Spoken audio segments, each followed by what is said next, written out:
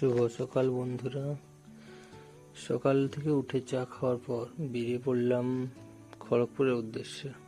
আমি আমার এক দেবু দাদা দুজন গেছিলাম খড়গপুর। কাজবাজ শেষ করলাম, শেষ করার পর দুপুর হয়ে গেছিল, তখন ঢুকলাম একটা রেস্টুরেন্টে খাওয়ার জন্য। অনেকক্ষণ ওয়েট করার পর খাবার আসলো। খাবার এতটা ভালো ছিল না।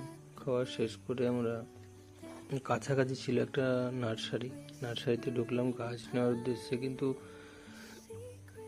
গাছগুলো ভালো না লাগায় আমরা ওখান থেকে বেরিয়ে এসেছি।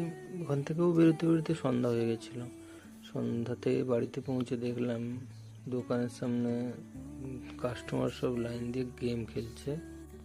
দোকান বন্ধ করে তারপর বাজারের দিকে গেছিলাম ঘুরে ঘুরে। তারপরেরটা আপনারা দেখে নিন।